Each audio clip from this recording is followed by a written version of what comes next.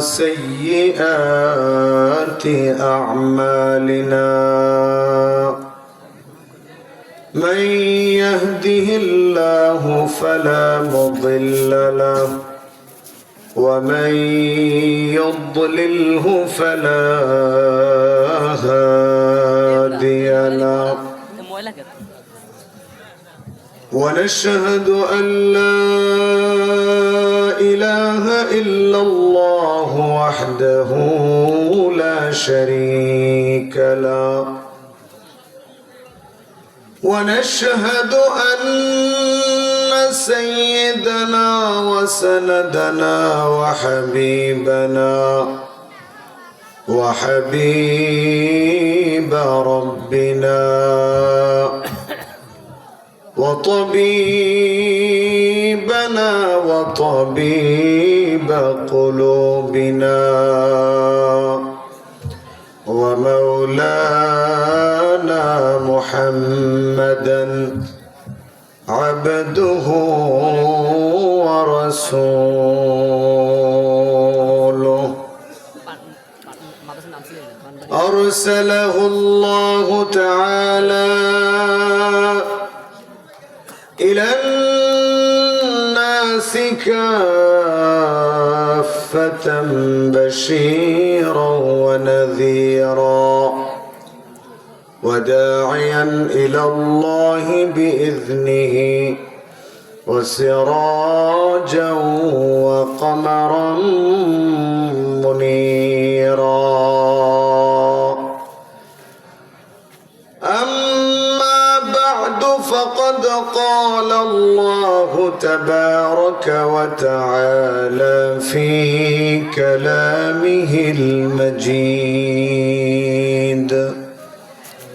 وفي فرقانه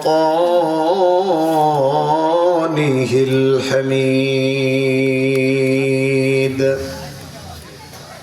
أعوذ بالله من الشيطان الرجيم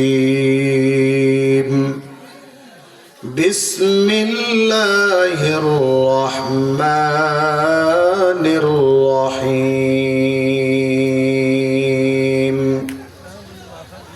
من عمل صالحا من ذكر أو أنثى وهو مؤمن فلنحيينه حياة طيبة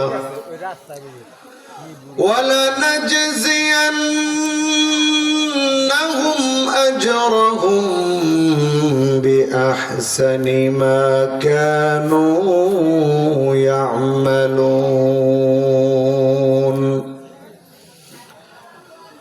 وقال رسول الله صلى الله عليه وسلم إن الله يرفع بهذا الكتاب أقواما ويضع به آخرين أو كما قال عليه الصلاة والسلام. صدق الله العظيم وصدق رسوله النبي الأمي الكريم ونحن على ذلك لمن الشاهدين والشاكرين والحمد لله رب العالمين.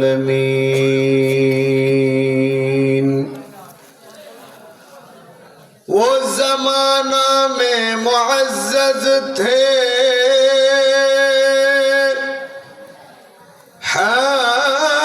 हामिले कुरआन होकर और हम ज़लीलो ख़ार है तारिक कुरआन होकर अमल से जिंदगी बनती है,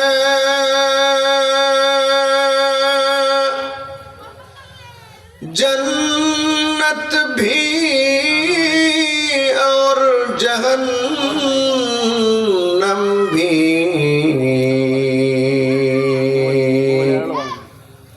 पुखा की अपनी फितरत में न नारी है न नूरी।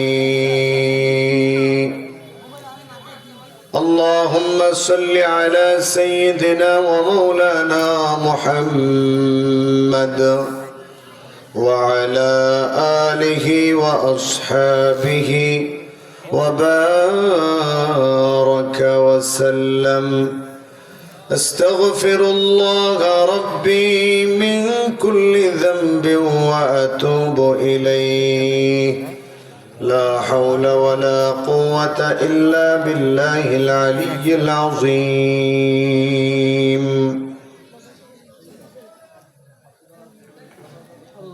पानबाड़िया मदीनातुल उलूम कौमी माद्रासार उद्योगे आयोजित 2 दिन ব্যাপী 65তম বার্ষিক ওয়াজ মাহফিলের শেষ দিনের শেষ অধিবেশনের শ্রদ্ধাভাজন সভাপতি হযরত মাওলানা মুফতি ফৈজুল্লাহ সাহেব দামাত বারাকাতুহুম, খলিফা পীর সাহেব ঢালকানগর ঢাকা।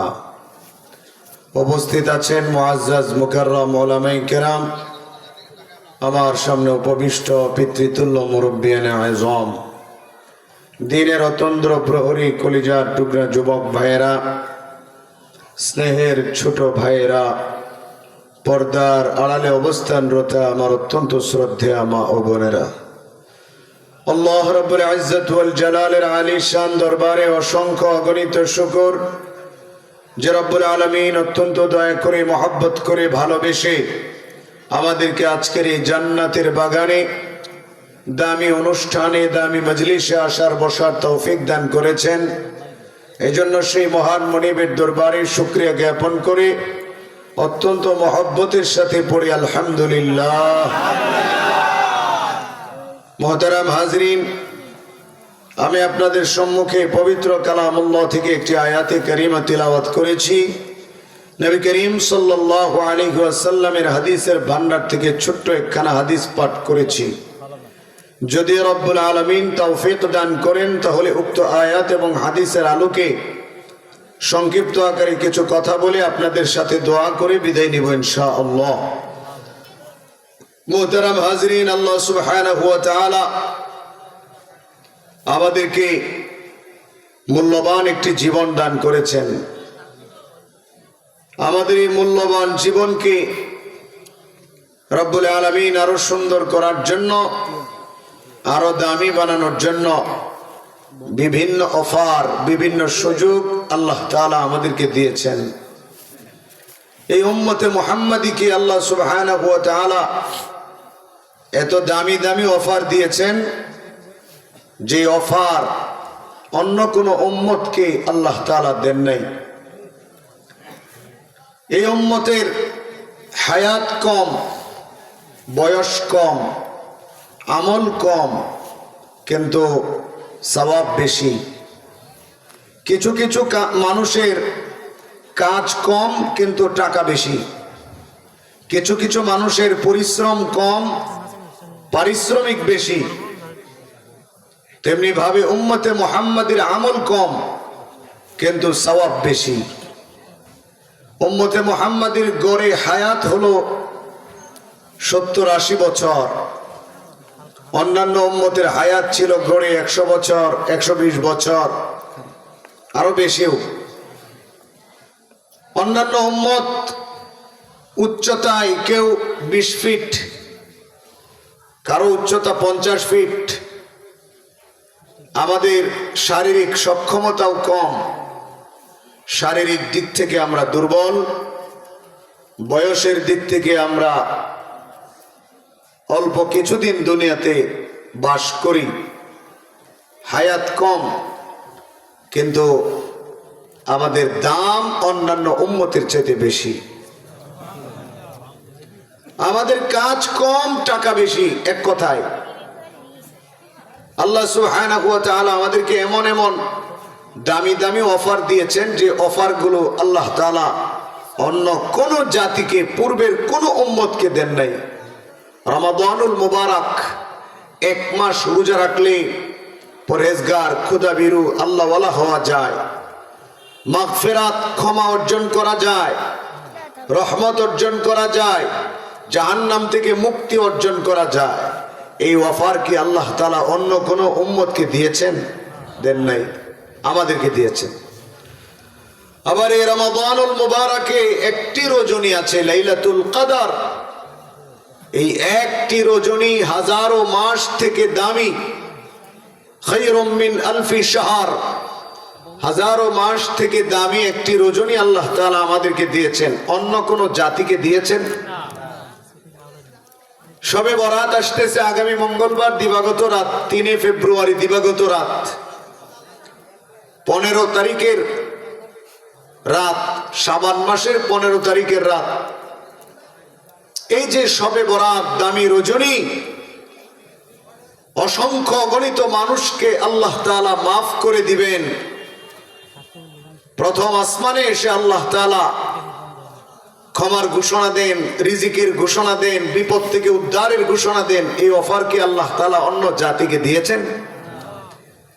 2 ঈদের রজনীতে ইবাদত করলে আল্লাহ তাআলার নবীজি বলেছেন, গুফিরা লাহু মা তাকাদ্দামা মিন যামবিহি মান কামা লাইলাতাইনিল ঈদাইন। যারা 2 ঈদের রজনীতে দাঁড়িয়ে ইবাদত করে আল্লাহ তাআলা তাদের পিছনের গুনাহগুলো মাফ করে দেন। এই অফার কি আল্লাহ অন্য কোন উম্মতকে দিয়েছেন? এমন অনেক অফার আছে, অনেক সুযোগ আছে, অনেক পুরস্কার আছে যেগুলো আল্লাহ তাআলা আমাদেরকে দিয়েছেন, অন্য কাউকে দেন নাই। বুখারী শরীফের একটি হাদিস, নবী করিম সাল্লাল্লাহু আলাইহি ওয়াসাল্লাম আমাদের কাজ কম, টাকা বেশি, আমল কম, সওয়াব বেশি, এটা বোঝাইতে গিয়ে ইহুদি এবং নাসারাদের একটা তুলনা নবীজি পেশ করেছেন। নবী করিম সাল্লাল্লাহু আলাইহি ওয়াসাল্লাম বলেন, একজন মালিক শ্রমিকদের উদ্দেশ্যে ঘোষণা দিল, এই শ্রমিকেরা, কে আছো? সকাল থেকে দুপুর পর্যন্ত আমার কাজগুলো করে দিবা, বিনিময়ে 1 কিরাত দিব। কিরাত, কিরাত এটা আরবি পরিভাষা, এক এক দেশে এক একটা মাপ। জানাজার নামাজের ক্ষেত্রে উহুদের পাহাড় সম পরিমাণ 1 কিরাত। আর টাকা পয়সা দিনার দিরহামের দিক থেকে ওলামায়ে কেরাম বুঝেন শুধু দিরহাম। সৌদি আরবের যে দিরহাম আছে, রূপ্য মুদ্রা, ওই দিরহামের 6 ভাগের 1 ভাগ, এটাকে বলা হয় কিরাত। কে আছো সকাল থেকে দুপুর পর্যন্ত কাজ করবে, 1 কিরাত দিব। কিছু লোক দাঁড়িয়েছে, এদেরকে নবীজি ইহুদিদের সাথে তুলনা করেছেন। ইহুদিরা দাঁড়িয়েছে, সকাল থেকে দুপুর পর্যন্ত লম্বা সময় কাজ করবে, মালিক তাদেরকে 1 কিরাত দিবে। কাজ শেষ, 1 কিরাত নিয়ে চলে গেল। মালিক কিছুক্ষণ পরে ঘোষণা দিল, আমার কাজ এখনো শেষ হয় নাই, দুপুর থেকে নিয়ে আসর পর্যন্ত কাজ করতে হবে। অন্য কেউ কি আছো? দুপুর থেকে আসর পর্যন্ত লম্বা সময় কাজ করবে, বিনিময়ে তাকে 1 কিরাত দেওয়া হবে। তখন কিছু শ্রমিক দাঁড়ায় বলে, আমরা করব। তারাও কাজ করলো দুপুর থেকে আসর পর্যন্ত। মালিক তাদেরকে খুশি হয়ে 1 কিরাত দিয়ে দিল, শ্রমিকেরাও 1 কিরাত পেয়ে খুশি হয়ে চলে গেল। এদেরকে নবীজি খ্রিস্টান নাসারাদের সাথে তুলনা করেছেন। নবীজি বলেন, মালিক একটু পরে ঘোষণা দেয়, কাজ এখনো শেষ হয় নাই, অল্প কাজ বাকি আছে, আসর থেকে মাগরিব পর্যন্ত করলেই হয়ে যাবে। কোন শ্রমিক আছো, আসর থেকে মাগরিব পর্যন্ত কাজ করবে, বিনিময়ে তাকে 2 কিরাত দেওয়া হবে। তখন কিছু লোক দাঁড়িয়ে গেল, তারা আসর থেকে মাগরিব পর্যন্ত কাজ করলো অল্প সময়, মালিক তাদেরকে 2 কিরাত দিয়ে বিদায় করে দিল। নবী করিম সাল্লাল্লাহু আলাইহি ওয়াসাল্লাম এদেরকে মুসলমান হিসেবে উল্লেখ করেছেন। বলেন সুবহানাল্লাহ। ইহুদিরা নাসারারা অভিযোগ করে যে আল্লাহ সুবহানাহু ওয়া তাআলা আমাদের সাথে অন্যায় করেছেন। কেমনে? আমাদের থেকে কাজ বেশি নিয়েছেন, টাকা কম দিয়েছেন। আমাদের থেকে কাজ বেশি নিয়েছেন, কারণ সকাল থেকে দুপুর পর্যন্ত, দুপুর থেকে আসর পর্যন্ত লম্বা সময়, আমরা এত লম্বা সময় কাজ করলাম, আমাদেরকে 1 কিরাত। আর মুসলমানরা অল্প সময় কাজ করলো 1 ঘন্টা, তাদেরকে 2 কিরাত, ডাবল। তো আমাদের সাথে অন্যায় হয়েছে, নাউজুবিল্লাহ। আল্লাহর নবী বলেন কোনো অন্যায় হয় নাই, কারণ মালিক তো ঘোষণা দিয়েছে যে তোমরা সকাল থেকে দুপুর পর্যন্ত কাজ করবা, বিনিময়ে 1 কিরাত। তোমরা নিজেরা খুশি মনে রাজি হয়েছিল, মালিক তো তোমাদের ঘাড়ে জোর করে চাপায় দেয় নাই। কথা বলেন ঠিক কিনা? মালিক তো তোমাদের উপর জোর করে চাপায় দেয় নাই, ঘোষণা দিছে, তোমরা খুশি মনে রাজি হয়ে কাজ করেছ। মালিক যদি 1 কিরাতের ঘোষণা দিয়ে কম দিত তাহলে অন্যায় হতো। মালিক তো 1 কিরাত দিয়েছে। তো ইহুদি আর নাসারারা বলে তাহলে মুসলমানরা কাজ করলো কম, তাদেরকে বেশি দেওয়া হলো কেন? আল্লাহর নবী বলেন এটা আল্লাহর অধিকার, সওয়াবের মালিক আল্লাহ, সওয়াবের অধিকারী আল্লাহ। আল্লাহ যাকে খুশি তাকে বেশি দিবেন, কারো কথা বলার সুযোগ নাই। তো আল্লাহ সুবহানাহু ওয়া তাআলা মুসলমানদেরকে দয়া করে, মায়া করে ডাবল প্রতিদান দেন। কাজ কম, আমল কম, সওয়াব বেশি, এটা আল্লাহ তাআলার একক অধিকার। কথা বলেন ঠিক কিনা?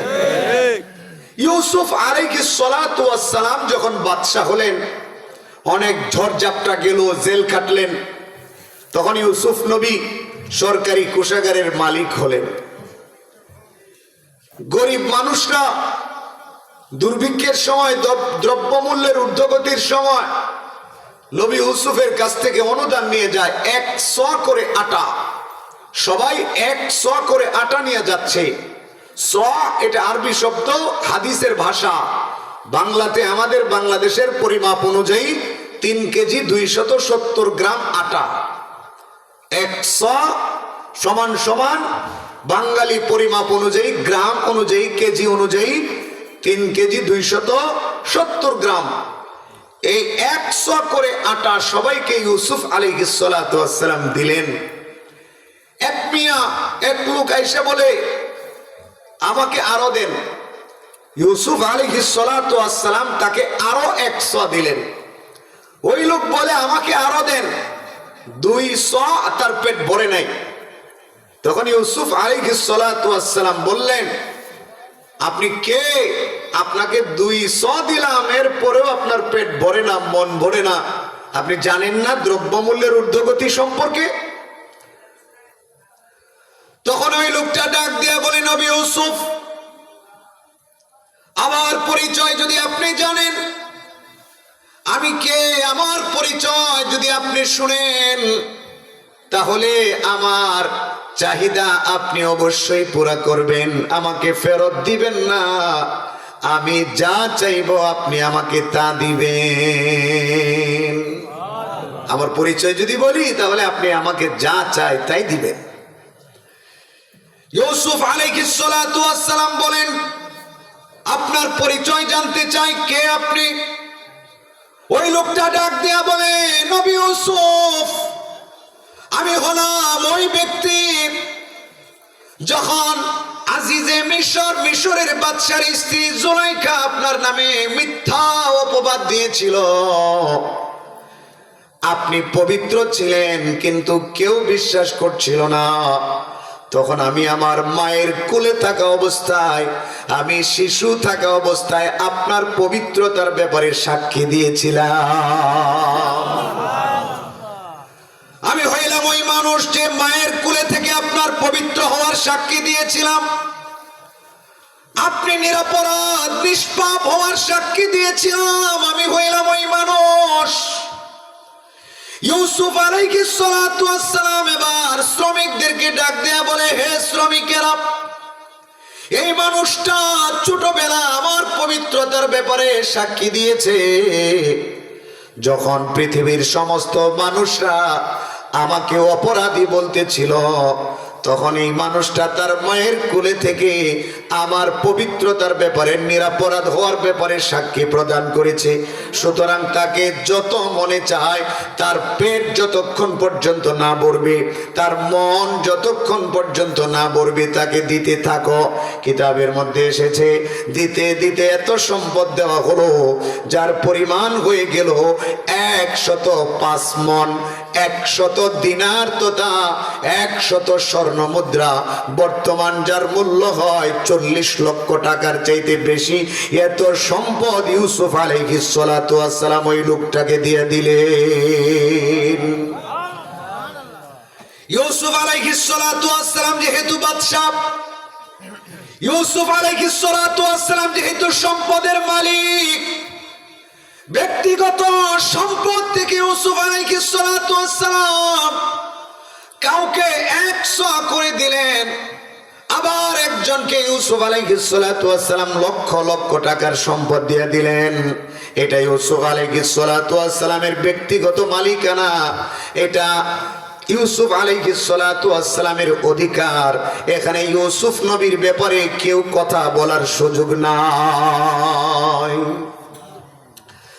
আল্লাহ রাব্বুল আলামিন নবী ইউসুফকে ডাক দেয়া বলে, হে ইউসুফ, যেই মানুষটা তোমার ব্যাপারে ছোট্টবেলায় একবার সাক্ষী দিয়েছে, ওই মানুষটাকে তুমি এত সম্পদ দিলা, এত সম্পদ দিলা, তাহলে যেই মানুষটা সকাল সন্ধ্যা দুপুর বেলা রাত্রে বেলা আমি আল্লাহর পবিত্রতা বর্ণনা করে, যেই মুমিনটা, যেই মানুষটা সব সময় আমি আল্লাহর পবিত্রতা বর্ণনা করে, আমি আল্লাহর একত্বতা বর্ণনা করে, ওই মানুষটাকে আমি আল্লাহ কত দিব একটু কল্পনা করে দেখো, বলুন সুবহানাল্লাহ।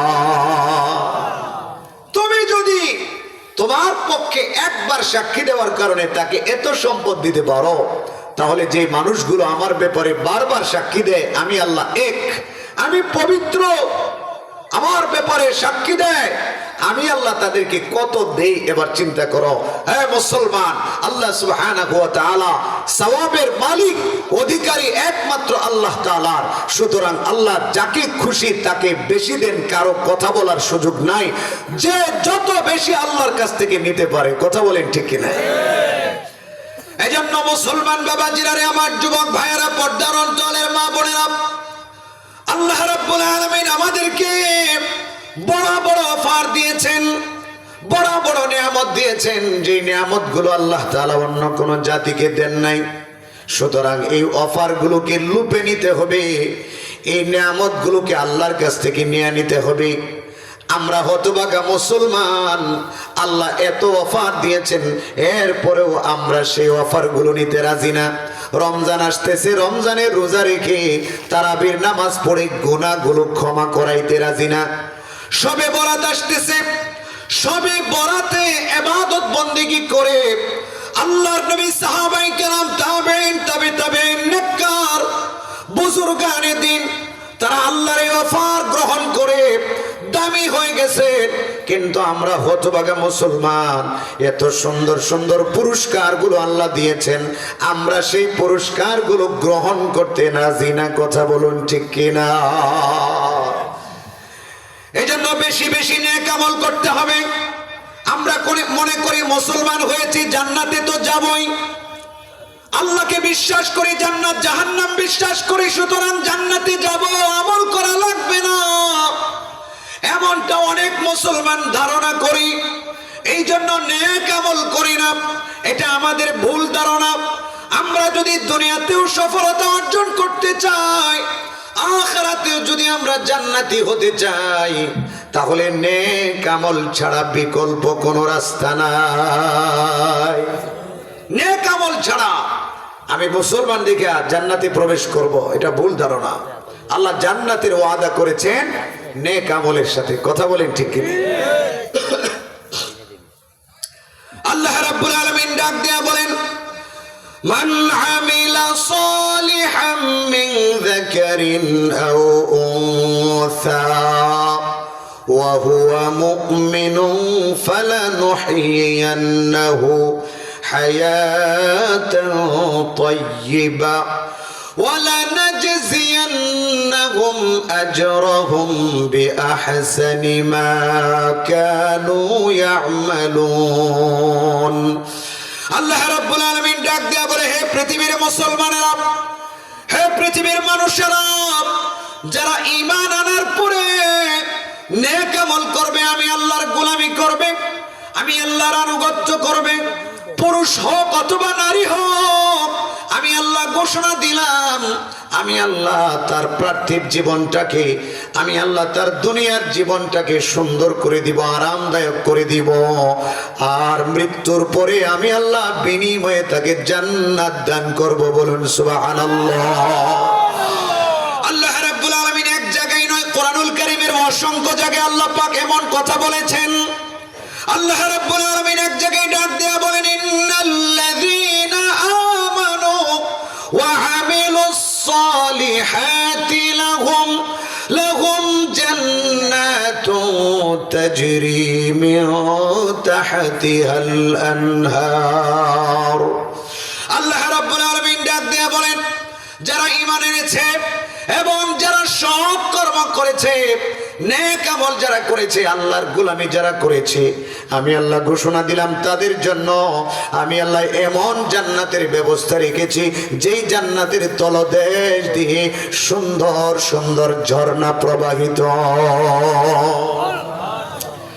আল্লাহ রাব্বুল আলামিন অন্য আয়াতের মধ্যে ডাক দেয়া বলেন, ইন্নাল্লাযীনা আমানু ওয়া আমিলুস সালিহাতি কানাত লাহুম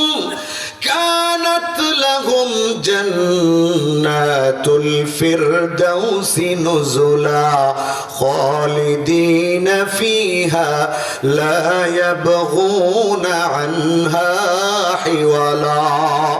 আল্লাহ রাব্বুল আলামিন ডাক দেয়া বলে, যারা নেক আমল করে, ঈমান আনার পরে যারা আমি আল্লাহর গোলামি করে, আমি আল্লাহ ঘোষণা দিলাম তাদের জন্য আমি আল্লাহ জান্নাতুল ফিরদাউসের মধ্যে মেহমানদারির ব্যবস্থা রেখেছি। বলুন সুবহানাল্লাহ।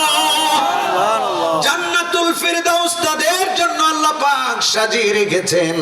জান্নাতুল ফিরদাউসে আল্লাহ রাব্বুল আলামিন তাদের জন্য মেহমানদারির ব্যবস্থা করে রেখেছেন, যারা ঈমান আনার পরে আল্লাহর গোলামি করবে, নেক আমল করবে। আল্লাহ রাব্বুল আলামিন যে অফারগুলো দিয়েছেন, এই অফারগুলোকে হাত ছাড়া করবে না।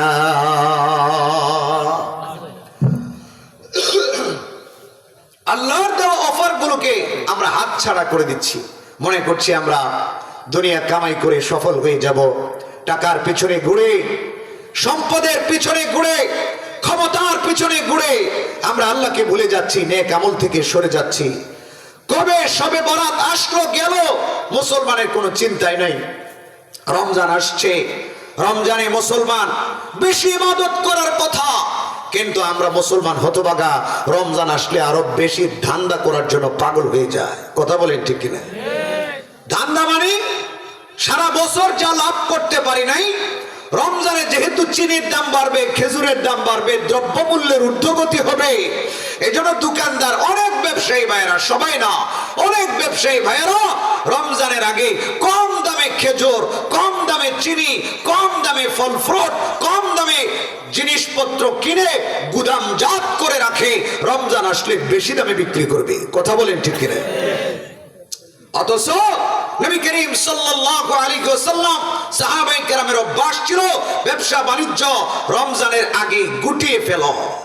রমজানে ব্যবসা কম, রমজানে মানুষকে দান করব, রমজানে মানুষকে সহযোগিতা করব, রমজানে কম দামে বিক্রি করব, রমজানে ফ্রিতে মাল বিলি করব, যেন আমার সম্পদে একজন রোজাদার ইফতারি করতে পারে, আর একজন রোজাদারকে ইফতার করালে যে সওয়াব, সেই সওয়াব যেন আমি অর্জন করতে পারি। এটা ছিল নবীজির এবং সাহাবায়ে কেরামের আদর্শ। এখনো সৌদি আরবে আপনারা যারা গিয়েছেন, বিভিন্ন আরব কান্ট্রিতে রমজানে মুসলমানরা জিনিসের দাম কমায় দেয়। এবং সহযোগিতার হাত বাড়ায়। সারা বছর ব্যবসা, কিন্তু রমজানে একটু কম ব্যবসা। রমজানে আমরা ফ্রিতে মাল বিক্রি করে রোজাদারকে ইফতার করে সওয়াব অর্জন করবো, এটা ছিল আমাদের মুসলমানদের ইতিহাস। কিন্তু আমরা বাঙালি মুসলমানরা রমজান আসলে কেমন যেন জিনিসপত্রের দাম বাড়ায় দেই। কথা বলেন ঠিক কিনা? সম্পদের পিছনে পড়ে, ক্ষমতার পিছনে পড়ে আমরা এই অফার গুলোকে হাত ছাড়া করছি। সফলতা আসবে না। যতই টাকার মালিক হই না কেন, যতই ক্ষমতার মালিক হই না কেন, শান্তি দেওয়ার মালিক আল্লাহ, জান্নাত দেওয়ার মালিক আল্লাহ। আল্লাহর ঘোষণা হলো, যারা আল্লাহর জিকির থেকে গাফিল হয়ে যায়, যারা আল্লাহর গোলামি ছেড়ে দেয়, আল্লাহ সুবহানাহু ওয়া তাআলা তাদেরকে হয়তো টাকা দেন, তাদেরকে হয়তো বাড়ির মালিক বানান, তাদেরকে হয়তো গাড়ির মালিক বানান, তাদেরকে হয়তো ক্ষমতার মস্তদে বসান, কিন্তু সাংসারিক জীবনে, ব্যক্তিগত জীবনে আল্লাহ তাদের অন্তরে সুখ দেন না, আখিরাতেও তাদেরকে জান্নাত দেন না। কথা বলেন ঠিক কিনা? এটা আল্লাহ পাকের ঘোষণা। আল্লাহ রাব্বুল আলামিন এক আয়াতের মধ্যে ইরশাদ ফরমান, ওয়ামান আ'রাদা আন যিকরি ফাইন্না লাহু মাঈশাতান দাকা ওয়া নাহশুরুহু ইয়াওমাল কিয়ামাতি আ'মা قال رب لم حشرتني أعمى وقد كنت بصيرا। আল্লাহ রাব্বুল আলামিন ডাক দেয়া বলে, যারা আমার জিকির থেকে গাফিল হয়ে যায়, আমার গোলামি থেকে গাফিল হয়ে যায়, আমি আল্লাহকে ভুলে যাই, আখিরাতের কথা ভুলে যায়, কিয়ামতের কথা ভুলে যায়, জান্নাত জাহান্নামের কথা ভুলে যায়, কবরের কথা ভুলে যায়, মৃত্যুর কথা যারা ভুলে যায়, আমি আল্লাহর ঘোষণা হলো, আমি আল্লাহ তার পার্থিব জীবনটাকে সংকীর্ণ বানায় ফেলি। আমি আল্লাহ তার জীবনের সুখ উঠায় নেই, শান্তি উঠায় নেই, তার জীবনের শান্তি হয় না। মুফাসসিরিনে কেরাম, ব্যাখ্যাকারীগণ ব্যাখ্যায় লিখেছেন, হতে পারে সে ক্ষমতার মালিক, হতে পারে সে প্রভাব প্রতিপত্তির মালিক, হতে পারে সে কোটি কোটি টাকার মালিক, হতে পারে সে অনেকগুলো বাড়ির মালিক, হতে পারে সে অনেক রূপ সৌন্দর্যের মালিক, কিন্তু আল্লাহর জিকির থেকে গাফেল হওয়ার কারণে, আল্লাহর স্মরণ থেকে গাফেল হওয়ার কারণে, আল্লাহর গোলামি ছেড়ে দেওয়ার কারণে, আখিরাতকে ভুলে যাওয়ার কারণে আল্লাহ অজানা এক অশান্তি তার মনের মধ্যে চাপায়া দেন। হয়তো তার সন্তান কথা মানে না, হয়তো তার সন্তান তাকে মারে, তার সাথে বেয়াদবি করে, হয়তো তার স্ত্রী তার কথা মানে না, হয়তো বাপ এমন বিপদের মধ্যে আল্লাহ রাব্বুল আলামিন তাকে ফেলে দিয়েছেন। টাকা আছে, বাড়ি আছে, গাড়ি আছে, ক্ষমতা আছে, ওই বিপদের কারণে মনের মধ্যে শান্তি নামক জিনিসটা নাই। পক্ষান্তরে যারা আল্লাহর গোলামি করে, যারা আল্লাহর আনুগত্য করে, আল্লাহ রাব্বুল আলামিন তাদের জীবনটাকে সুন্দর করে দেন। এই জন্য দেখা যায় অনেক রিক্সা চালক, অনেক মাটি কাটা শ্রমিক, অনেক গরিব মানুষ অল্প টাকা ইনকাম করে, কিন্তু আল্লাহ রাব্বুল আলামিন তার মধ্যে বরকত দিয়েছেন। তার পরিবারের মধ্যে কোনো ঝামেলা নাই, তার বিরুদ্ধে মিথ্যা কোনো মামলা নাই। আল্লাহ রাব্বুল আলামিন অল্প কামাইয়ের মধ্যে আসমানি বরকত ঢেলে দেন। আল্লাহ রাব্বুল আলামিন অনেক সময় তার নেককার বান্দাদেরকে জেলখানার মধ্যেও শান্তি দেন। আগুনটাকে আল্লাহ রাব্বুল আলামিন এয়ার কন্ডিশন বানায় ফেলেন। আবার অনেকের জন্য ফুলের বিছানা, নরম বিছানাটাকে আল্লাহ রাব্বুল আলামিন জাহান্নামের আগুনের মতো বানায় ফেলেন। আছে না নাই? অনেক টাকাওয়ালাকে দেখলাম, অনেক বাড়িওয়ালাকে দেখলাম, মনের মধ্যে শান্তি নাই। আরে আমাদের বাংলাদেশে তো কত মানুষকে দেখলাম 15-16 বছর, কত অহংকার, কত দাম্ভিকতা, কত আরাম আয়েশের জীবন যাপন করেছে, কিন্তু এখন টাকাও নাই, বাড়িও নাই, গাড়িও নাই, হয়তো দেশের মধ্যে পলায়া থাকে, আর না হয় জেলখানার মধ্যে গিয়া মাত্র 15 মাসে শুকায়া শুটকি হয়ে গেছে। সুজা মানুষটা সিনা টান করে হাঁটতো, এখন বাঁকা হয়ে গেছে। কথা বলেন বলেন ঠিক কিনা? যেই দেশের মধ্যে থেকে মানুষের উপর জুলুম নির্যাতন করেছে, এখন ওই দেশের মুখ দেখতে পারে না, বিদেশে পলায়া পলায়া থাকে, নিজের স্ত্রীকে কাছে পায় না, নিজের কলিজার টুকরা সন্তানকে কাছে পায় না, নিজের বন্ধু বান্ধবকে কাছে পায় না, নিজের এলাকার মানুষদেরকে কাছে পায় না। এদের মনের মধ্যে আমি তো মনে করি শান্তি নাই, বরং অশান্তির আগুনে দাউ দাউ করে জ্বলতেছে। কথা বলেন ঠিক কিনা? আল্লাহ রাব্বুল আলামিন কুড়ে ঘরের মধ্যেও শান্তি দেন, আবার এয়ার কন্ডিশনের ভিতরে আল্লাহ পাক অশান্তির আগুন লাগায় দিতে পারেন। আল্লাহ রাব্বুল আলামিনের ঘোষণা, যারা নেক আমল করবে, আল্লাহর গোলামি করবে, আল্লাহর জন্য যারা হয়ে যাবে, আল্লাহ রাব্বুল আলামিন যত কষ্টই হোক ওই কষ্টের মধ্যে আল্লাহ শান্তি দিয়ে দিবেন। এই জন্যই তো উলামায়ে কেরামকে জিজ্ঞাসা করলে বলা যায়, উলামায়ে কেরাম কেউ 4 বছর, কেউ 10 বছর, কেউ 3 বছর জেলখানায় ছিলেন। তারা ডাক দেয়া বলে, জেলখানার জীবনটা আমাদের কষ্টে কাটে নাই, ওরা যত জুলুম নির্যাতন করেছে আমাদের কাছে খারাপ লাগে নাই। আমরা আল্লাহর সাথে কথা বলেছি, পৃথিবীর সবচেয়ে শান্তির জায়গা ছিল আমাদের জন্য জেলখানা। একজন আলেম বলে, আমাকে কারোর সাথে দেখা করতে দেওয়া হয় না। 15 দিন পর পর নিয়ম হলো জেলখানার ভিতরে আত্মীয় স্বজন দেখা করতে পারে, কিন্তু 10টা বছর আমার কোনো পরিবারের সাথে আমাকে দেখা করতে দেয় নাই। 10টা বছর আমাকে এতটা ভয় পেয়েছে। একটা বিল্ডিং এর মধ্যে আলাদা এক ফ্লোর, আমি ছাড়া কেউ নাই। তখন আমি কান্না করতাম না, কষ্ট পেতাম না। আমি আল্লাহর কোরআনটাকে সামনে নিয়ে কোরআনুল কারীমের তিলাওয়াত করতাম, আর আমি আমার আল্লাহর সাথে কথা বলতাম। কেমন যেন মনে করতাম আল্লাহ আমার সাথে কথা বলতেছেন। আল্লাহু আকবার। এটা তো আমাদের জামানার উলামায়ে কেরামের কথা। আরে সাহাবায়ে কেরামের ইতিহাস পড়ে দেখেন, হযরতে বেলাল রাদিয়াল্লাহু তাআলার ইতিহাস পড়ে দেখেন। বেলাল আল্লাহ আল্লাহ বলে চিৎকার করে, আহাদ আহাদ বলে চিৎকার করে, আর উমাইয়ারা হযরত বেলালকে চাবুক মারে। হযরত বেলালের বুকের উপর পাথর চাপা দেয়া দেয়, হযরত বেলালের পায়ের মধ্যে রশি লাগায়া গরম মরুভূমি উত্তপ্ত বালুর মধ্যে টানা হেসরা করে। হযরত আবু বকর একদিন ডাক দেয়া বলে, আয় বেলাল, জোরে জোরে আল্লাহ বলার দরকার নাই, জোরে জোরে আহাদ আহাদ বলার দরকার নাই, আস্তে আস্তে আল্লাহ বলবা। আল্লাহ পাক আস্তে বললেও শুনেন, জোরে বললেও শুনেন। তুমি যদি আস্তে বলো আল্লাহ শুনবেন, উমাইয়ারা শুনবে না, কাফেররা শুনবে না, তোমার উপর জুলুম নির্যাতন করবে না। এরপরেও হযরত বেলাল আস্তে বলেন না, জোরে জোরে আল্লাহ আল্লাহ বলেন। উমাইয়ারা চাবুক মারে, উমাইয়ারা বেলালকে কষ্ট দেয়, বেলালের আল্লাহ বলার স্পিরিট আরো বেড়ে যায়।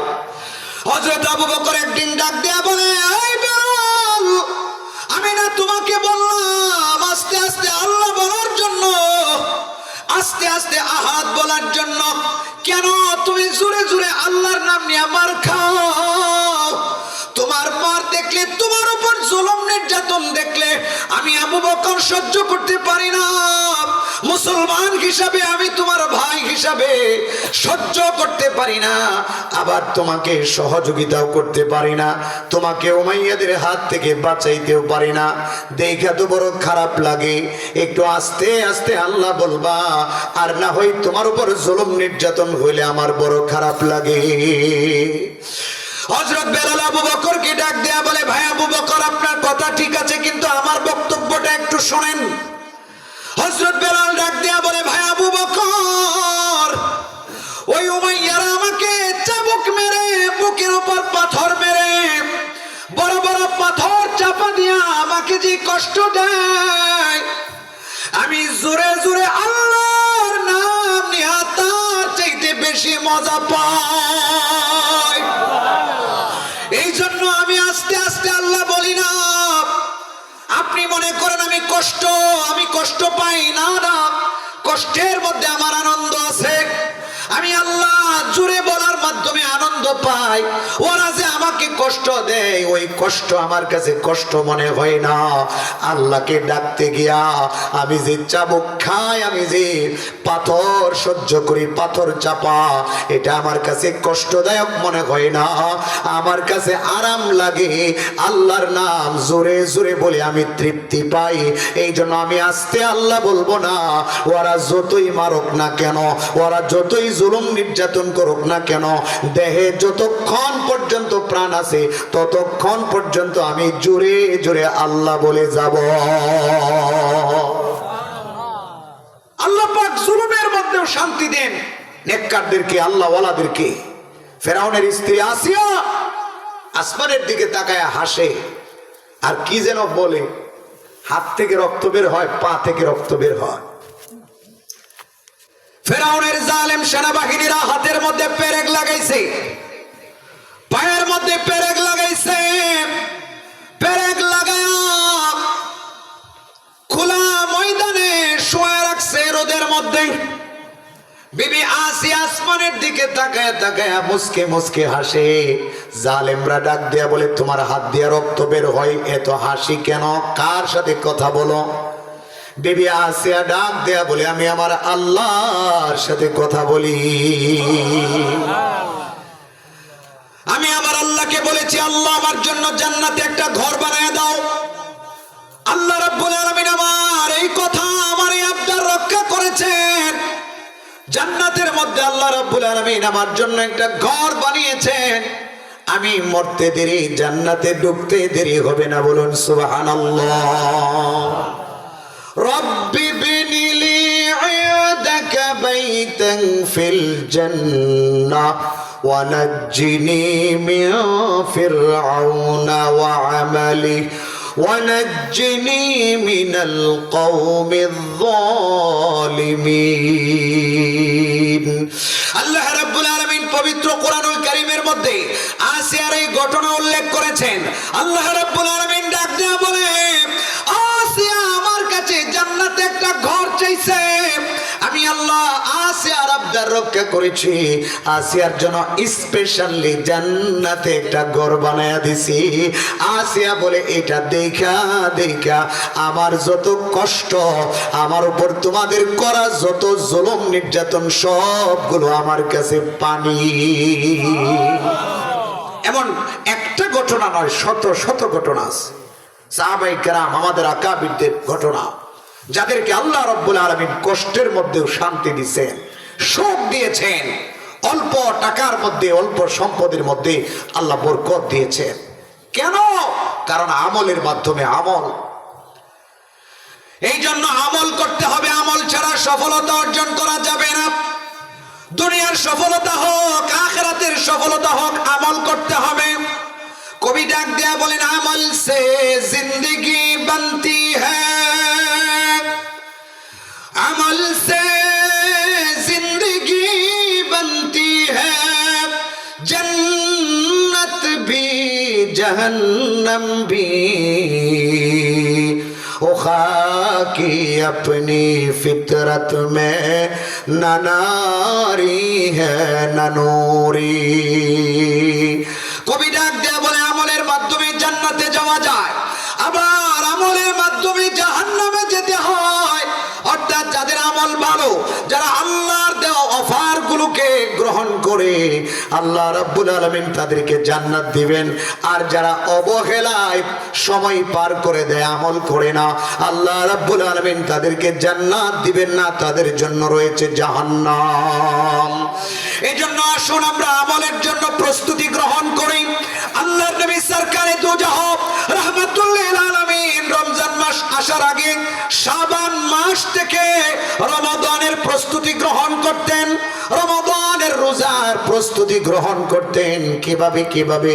নবী করিম সাল্লাল্লাহু আলাইহি ওয়াসাল্লাম রমজানের রোজাগুলো যেন সঠিকভাবে রাখতে পারেন, এই জন্য শাবান মাস থেকে রোজা রাখা শুরু করে দিতেন। হাদিসের মধ্যে আসছে, রমজানের পরে বাকি 11 মাসের মধ্যে এই শাবান মাসে নবীজি সবচাইতে বেশি রোজা রাখতেন। রমজান তো পুরাটা রোজা রাখতেনই, রমজানের আগে যে শাবান মাস চলতেছে, আজকে 11 তারিখ শুরু হয়ে গেছে। এই শাবান মাসে নবী করিম সাল্লাল্লাহু আলাইহি ওয়াসাল্লাম বেশি বেশি রোজা রাখতেন, কারণ রমজানের প্রস্তুতি। রমজান আসলে যেন রোজাগুলো ছুটে না যায়, এজন্য শাবান মাস থেকে প্র্যাকটিস শুরু করে দিতেন। আরেকটা কারণ হলো শাবান মাসে মানুষের মৃত্যু লেখা হয়। তো নবী করিম সাল্লাল্লাহু আলাইহি সাল্লাম বলতেন, আমার মৃত্যুটা যেন এমন সময় লেখা হয় যে আমি রোজাদার। সুবহানাল্লাহ। নবী করিম সাল্লাল্লাহু আলাইহি ওয়াসাল্লাম রমজানে যেমন কোরআনুল কারীম বেশি তিলাওয়াত করতেন, কোরআনের দাওর করতেন, রমজানের আগে শাবান মাসেও বেশি বেশি কোরআন পড়তেন। রমাদানকে স্বাগত জানানোর জন্য নবী করিম সাল্লাল্লাহু আলাইহি ওয়াসাল্লাম বেশি বেশি ইবাদত করতেন। কিন্তু হতভাগা মুসলমান সারা বছর চলে যায়, কোরআন পড়ে না। রমজান আসলেও আমরা কোরআন পড়ি না। কথা বলুন ঠিক কিনা? রমজান আসলেও মুসলমান কোরআন পড়ে না। কিছু আছে আমরা, নাইলে তো কিয়ামত হয়ে যেত। কিছু মুসলমান আছি যে আমরা সারা বছর কোরআন পড়ি, সারা বছর না পড়লেও রমজান মাসে পড়ি। কিন্তু হতভাগা মুসলমান আমরা অনেকে আছি, রমজান যেহেতু দামি মাস আল্লাহ আমাদেরকে দিয়েছেন, এই মাসে যে একটু 5 ওয়াক্ত নামাজ ঠিক মতো পড়বো, রোজাগুলো ঠিক মতো রাখবো, একটু কোরআন শরীফটা পড়বো। সারা বছর কোরআন পড়ি নাই, রমজানে একটু কোরআন শরীফটা পড়বো, এটাও অনেক মুসলমান আমরা বুঝি না। এই মুসলমান, এই জন্যই তো আমাদের এই অবস্থা। আমরা সারা পৃথিবীতে মার খাচ্ছি। বাংলাদেশেও মুসলমানদের অবস্থা ভালো না, মায়ানমারের মুসলমানদের অবস্থা ভালো না, ভারতের কাশ্মীরের মুসলমানদের অবস্থা ভালো না। কোথায় ভালো? কোথাও ভালো না। সারা পৃথিবীতে মুসলমান আজকে ইহুদি খ্রিস্টানদের দ্বারা নির্যাতিত। গাজা, এটা পুরাণ কথা, 1 লক্ষ মুসলমানকে ফিলিস্তিনে হত্যা করা হয়েছে। ইসরায়েলের ইহুদিরা এই গত 2 বছরের মধ্যে 1 লক্ষ মুসলমানকে শহীদ করেছে। এখনো পর্যন্ত এই শহীদ করা, এই হত্যা করা অব্যাহত আছে। এখনো পর্যন্ত তারা হামলা করে হত্যা করছে।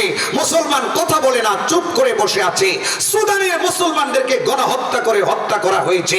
লেবাননের মুসলমানদের উপর গত 2 দিন আগে ইসরায়েলিরা বোমা মেরে প্রায় 47 জন মুসলমানকে শহীদ করেছে। এভাবে প্রতিনিয়ত মুসলমানদেরকে হত্যা করা হচ্ছে। সৌদি আরব আছে, তুরস্ক আছে, সারা পৃথিবীর মধ্যে 55টা মুসলিম কান্ট্রি আছে, 250 কোটি মুসলমান আছে। এরপরে মুসলমান মার খায়। মুসলমানের কাছে টাকার অভাব নাই, মুসলমানের কাছে যোদ্ধা সেনাবাহিনীর অভাব নাই, মুসলমানের কাছে অস্ত্রের অভাব নাই, পারমাণবিক অস্ত্র আছে।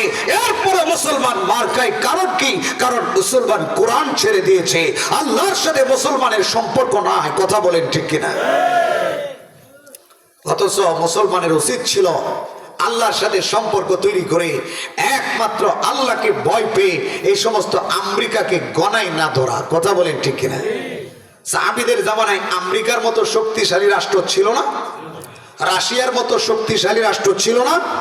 ইতিহাস আমরা জানি, সাহাবীদের জামানায় 2টা বড় বড় পরাশক্তি ছিল, আমেরিকার চাইতেও বড় শক্তিশালী। একটা হলো পারস্য, আরেকটা হলো রোম। পারস্য হলো ইরাক, আর রোম হলো বর্তমান ইতালি। এই 2টা এলাকা ছিল বড় বড় রাষ্ট্র, কাফেরদের, খ্রিস্টানদের, এবং তারা সব দিক থেকে মুসলমানদের চাইতে শত গুণ বেশি শক্তিশালী ছিল।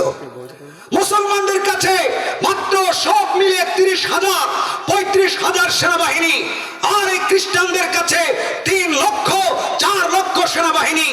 এক পাশে 3 লক্ষ খ্রিস্টান সেনাবাহিনী সজ্জিত, শক্তিশালী, অস্ত্রের ঝঞ্ঝনি, আরেকদিকে দুর্বল 30,000 মুসলমান, ক্ষুধার্ত মুসলমান, বৃদ্ধ মুসলমান, অস্ত্র নাই, বর্ষা নাই, তীর নাই, শক্তিশালী তরবারি নাই। এরপরেও আল্লাহকে তারা ভয় পেয়ে আল্লাহর পর ভরসা করে 30,000 সাহাবায়ে কেরামের সেনাবাহিনী 3 লক্ষ কাফেরের বিরুদ্ধে যুদ্ধে ঝাঁপিয়ে পড়েছে। আল্লাহ রাব্বুল আলামিন বিজয় মুসলমানদের দিয়েছেন। ওই রোমের সম্রাটরা এবং তাদের সেনাবাহিনীরা পালাতে বাধ্য হয়েছিল। কথা বলেন ঠিক কিনা? আজকে আমরা মার খাই কেন? কারণ আমরা আল্লাহর সাথে ওরকম সম্পর্ক তৈরি করতে পারি নাই। আল্লাহ যে সাহায্য করবেন ওই রকম সম্পর্ক আমরা তৈরি করি নাই। আল্লাহকে আমরা কষ্ট দিয়ে রেখেছি। কথা বলেন ঠিক কিনা? মুসলমান হয়েও আল্লাহর গোলামি করি না, মুসলমান হয়েও চলাফেরা ইহুদির মতো, মুসলমান হয়েও চলাফেরা খ্রিস্টানের মতো, মুসলমান হয়েও চলাফেরা অমুসলিমের মতো। নামাজের খবর নাই, রোজার খবর নাই, দিনের কোনো খবর নাই, দুনিয়াদারি নিয়ে আমরা ব্যস্ত। আমি আমার কথা বলছি, দুনিয়াদারি নিয়ে আমরা ব্যস্ত। কথা বলেন ঠিক কিনা? এই জন্য আল্লাহর সাহায্য আসতেছে না। কোরআনুল কারীম আল্লাহ দিয়েছিলেন, কোরআনুল কারীমের কথা যেহেতু আসছে, কোরআনুল কারীম আল্লাহ দিয়েছিলেন আমাদেরকে বিজয় অর্জন করার জন্য। আজকে দেখেন কোরআনুল কারীমটাকে আমরা কি করেছি। কয়জন মুসলমানের ঘরে কোরআন তেলাওয়াত হয়? কয়জন মুসলমান কোরআন পড়ে? কয়জন মুসলমান কোরআন পড়তে জানে? যেই কিতাবটা আল্লাহ দিয়েছেন মাথা উঁচু করে বসবাস করার জন্য, যেই কিতাবটা আল্লাহ দিয়েছেন আমাদেরকে দামি হওয়ার জন্য, সেই কিতাবের সাথে ন্যূনতম সম্পর্ক আমাদের নাই। অনেক মুসলমান না, আপনি বেশিরভাগ মুসলমান, সাধারণ মুসলমান কোরআন পড়তেই জানে না। কথা বলেন ঠিক কিনা? তো কি হবে এই জাতির, যেই জাতি আল্লাহর কালাম পড়তে জানে না? কি হবে এই জাতির, যেই জাতি ইংরেজি পারে, যেই জাতি কঠিন কঠিন গণিত পারে, যেই জাতি ইতিহাস বুঝে, যেই জাতি বাংলা পড়ে, কিন্তু আল্লাহর কালাম, যেই কালামুল্লাহ আল্লাহর কাছে সবচেয়ে প্রিয়, ওই কালামুল্লাহ পারে না, ওই জাতি কিভাবে ব্যক্তি জীবনে সফল হবে? ওই জাতি কিভাবে পারিবারিক সামাজিক জীবনে সফল হবে? ওই জাতি কিভাবে রাষ্ট্রীয়ভাবে সফল হবে? যেই জাতি কোরআনের আইন দ্বারা রাষ্ট্র চালায় না, আমেরিকার মানব রচিত আইন দ্বারা রাষ্ট্র চালায়, ওই জাতি কিভাবে সফল হবে? কথা বলেন ঠিক কিনা? ক্ষমতায় যারাই যাক, আমাদের দাবি থাকবে তারা যেন কোরআন দ্বারা দেশ চালায়। কথা বলেন ঠিক? এদেশের মানুষ কোরআনের আইন চায়, এদেশের মানুষ পর্দা পছন্দ করে, এদেশের মানুষ জিনাকারীর বিচার কোরআনের মাধ্যমে দেখতে চায়, এদেশের মুসলমান হত্যাকারীর বিচার হত্যা কোরআনের আইনের মাধ্যমে দেখতে চায়, এদেশের জনগণ চোরের হাত কোরআনের আলোকে কাটতে চায়, এদেশের মানুষ শান্তিতে বসবাস করতে চায়। কথা বলেন ঠিক কিনা? যারাই দেশ চালাবেন তারা কোরআন দ্বারা চালান, দেখবেন জনগণ আপনাদেরকে সাপোর্ট দিবে। কথা বলেন ঠিক কিনা? এটা কোনো রাজনীতির কথা না, এটা মুসলমানের কথা। কথা বলেন ঠিক কিনা? এটা আমাদের বোঝা দরকার। কোরআন দ্বারা দেশ চালানো, যারাই যাবে, যারাই দেশ চালাবে মুসলমান হিসেবে, তারা যেন কোরআন দ্বারা দেশ চালায়, তাহলে দেশের মধ্যে শান্তি আসবে। আর ব্যক্তি জীবনে আমরা যদি কোরআনওয়ালা হয়ে যায়, ব্যক্তি জীবন আলোকিত হয়ে যাবে। আমরা যদি কোরআনের তেলাওয়াত করি, ইমানের নূর পয়দা হবে। আমরা যদি পরিবারে মা বোনদেরকে নিয়ে কোরআনের চর্চা করি, মা বোনেরা কোরআনের তেলাওয়াত করে, আল্লাহ সুবহানাহু ওয়া তাআলা ঘরের মধ্যে একটা শান্তি, ঘরটাকে জান্নাতি ঘর বানায় দিবেন, ফ্যামিলিটাকে, পরিবারটাকে জান্নাতি পরিবার বানায় দিবেন। কথা বলেন ঠিক কিনা? আল্লাহ কোরআন দিয়েছেনই তো সফলতা দেওয়ার জন্য। নবী করিম সাল্লাল্লাহু আলাইহি ওয়াসাল্লাম ডাক দিয়ে বলেন, ইন্নাল্লাহা ইয়ারফাউ বিহাযাল কিতাবি আকওয়ামা ওয়া ইয়াদউ বিহি আখারিন। আল্লাহর নবী ডাক দিয়ে বলেন, আল্লাহ রাব্বুল আলামিন এই কোরআনুল কারীমের মাধ্যমে কোন জাতিকে আকাশ চুম্বি সম্মান দান করেন, আবার এই কোরআন ছেড়ে দেওয়ার কারণে আল্লাহ রাব্বুল আলামিন কোন জাতিকে লাঞ্ছিত করেন, অপমানিত করেন। এই জন্য আপনি হিসাব মিলায় দেখেন, সাহাবায়ে কেরাম ছিলেন কোরআনওয়ালা, সাহাবায়ে কেরাম ছিলেন কোরআনের ধারক বাহক। এই জন্য শুধু কাফেররা সাহাবীদেরকে ভয় পায় নাই, নদী নালা পর্যন্ত সাহাবীদেরকে ভয় পেয়েছে, বাতাস পর্যন্ত সাহাবীদের কথা মেনেছে, এমনকি জঙ্গলের বাঘ ভাল্লুক সিংহরা পর্যন্ত সাহাবীদের কথা মেনেছে। আল্লাহর নবীর ইন্তেকালের পরে উকবা বিন নাফি রাদিয়াল্লাহু তাআলা আনহু আফ্রিকার জঙ্গলে আসলেন সাহাবায়ে কেরামকে নিয়ে। আফ্রিকার জঙ্গল বর্তমানে ভয়ঙ্কর এক জঙ্গল, ওই জঙ্গলে সবাই যেতে পারে না, গেলেও ওই জঙ্গল দেখা শেষ করতে পারে না। জঙ্গলে ঢুকছে কিন্তু বের হতে পারে না। সব ধরনের ভয়ঙ্কর ভয়ঙ্কর প্রাণীরা ওই জঙ্গলের মধ্যে আছে। আল্লাহর নবীর জামানায় আরো ভয়ঙ্কর জঙ্গল ছিল, আফ্রিকার জঙ্গল। উকবা বিন নাফি এসে ডাক দিয়ে বলে, হে আফ্রিকার জঙ্গলের প্রাণীরা, হে আফ্রিকার জঙ্গলের বাঘেরা, সিংহরা, নাহনু আসহাবু মুহাম্মাদিন সাল্লাল্লাহু আলাইহি ওয়াসাল্লাম, আমরা নবীজির সাহাবীরা আফ্রিকার জঙ্গলে আসলাম। এ জঙ্গলের বাঘেরা,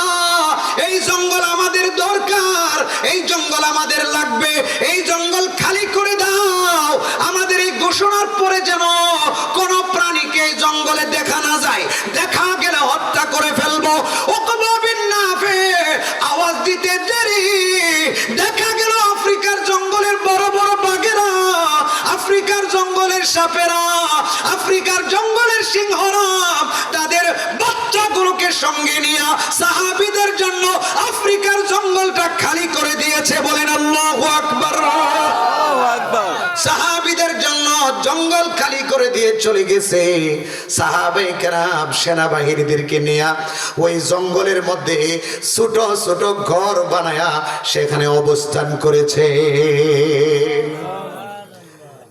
সাহাবায়ে কেরাম এইভাবে সম্মানিত হয়েছেন। কাফেররা তাদেরকে ভয় পেয়েছে, বাতাস তাদের কথা শুনেছে।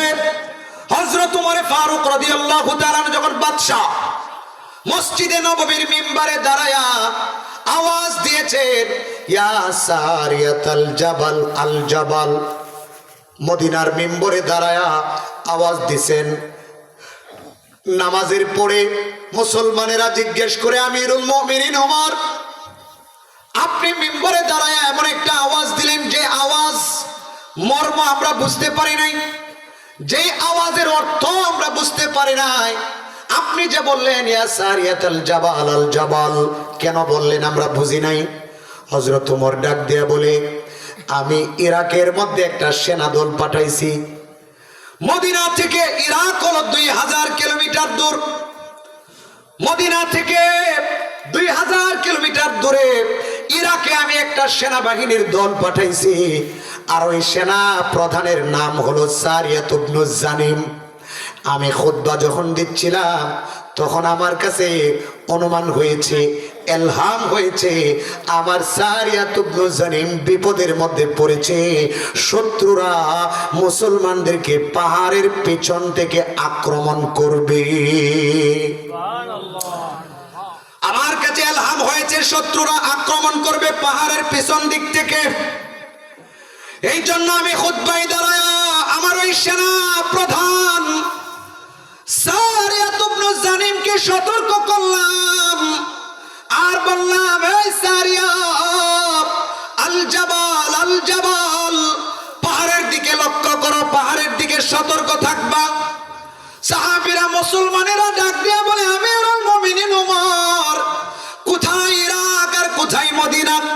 আপনি মদিনা থেকে আওয়াজ দিলেন, ওই আওয়াজ ইরাকে যাবে কিনা? আমিরুল মুমিনিন ওমর ডাক দেয়া বলে, আল্লাহ চাইলে যাইতে পারে। বলুন সুবহানাল্লাহ। সুবহানাল্লাহ। 1 মাস পরে ইরাকের এই সেনাদল বিজয় অর্জন করে মদিনায় গেল। মদিনায় গিয়া বলে, আমিরুল মুমিনিন ওমর, ওই যে 1 মাস পূর্বে শুক্রবার জুমার দিন আপনি ইয়া সারিয়া আল জাবাল বলে আওয়াজ দিয়েছিলেন, আপনার আওয়াজ মদিনা থেকে বাতাস আমাদের ইরাক পর্যন্ত পৌঁছে দিয়েছে। বলেন সুবহানাল্লাহ। আপনার ইয়া সারিয়া আল জাবাল আওয়াজ আমরা ওই দিন শুনতে পেরেছি। আপনার এই আওয়াজ শুনতে পেরে আমরা সতর্ক হয়েছি এবং দুশমনের বিরুদ্ধে শত্রুর মোকাবেলায় আমরা বিজয় অর্জন করেছি। বলুন সুবহানাল্লাহ। হযরত ওমরের আরো ঘটনা আছে, কিন্তু আমার এইগুলা বলা উদ্দেশ্য না, একটু ধারণা দেওয়া উদ্দেশ্য যে কোরআনের পাওয়ার কত বেশি। এই কোরআনের মাধ্যমেই তো সাহাবায়ে কেরাম এত পাওয়ার অর্জন করেছে। এই জন্য কবি ডাক দেয়া বলেন, वो जमाना में मुअज़्ज़ज़ थे हामिले कुरआन होकर और हम ज़लीलो ख्वार है तारिके कुरआन होकर। कवि डाक दिया बोले, वही जमानार मानुषेरा সাহাবায়ে কেরাম তারা ছিলেন সম্মানিত, তারা ছিলেন মাথা উঁচু করে বসবাস করি, কারণ তারা ছিলেন হামিলে কোরআন, কোরআন বহনকারী।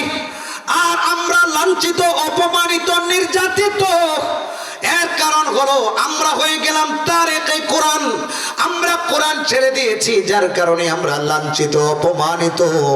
আর সাহাবায়ে কেরাম কোরআনের ধারক বাহক ছিলেন, এই জন্য তারা সম্মানিত। কথা বলুন ঠিক কিনা? আমরাও যদি কোরআনওয়ালা হয়ে যাই, কোরআনের তেলাওয়াত করি, কোরআন ব্যক্তি জীবনে প্রতিষ্ঠা করি, মুসলমান আমরা দৃঢ়ভাবে বলতে পারি, আল্লাহর নবীর হাদিসের উপর বিশ্বাস স্থাপন করে বলতে পারি, ওই ভারতকে আমাদের ভয় পাওয়া লাগবে না। আমরা যদি কোরআনওয়ালা হয়ে যাই, সাহাবীদের মতো আমরা যদি ইমানদার হয়ে যাই, ওই আমেরিকাকে ভয় পাওয়া লাগবে না, ওই ইসরায়েলকে ভয় পাওয়া লাগবে না। ওই ভারত, আমেরিকা, ইসরায়েল যত কাফের আছে, আমাদের মুসলমানের নাম শুনলে ওরা ভয়ে থরথর করে কাঁপবে। কথা বলেন ঠিক কিনা? কারণ আমরা মুসলমান জাতি ছিলাম, মাথা উঁচু করে বসবাসকারী। আমরা মুসলমান জাতির ইতিহাস পড়ে দেখেন, আমরা ভারত শাসন করেছি 1000 বছর, আমরা ইউরোপের স্পেন শাসন করেছি 700 বছর, আমরা জেরুজালেম শাসন করেছি 100 বছর, মক্কা মদিনা শুধু এখন মুসলমানদের হাতে। কিন্তু না না, একটা সময় ছিল পুরা পৃথিবীর বেশিরভাগ জায়গা মুসলমানরা শাসন করেছে।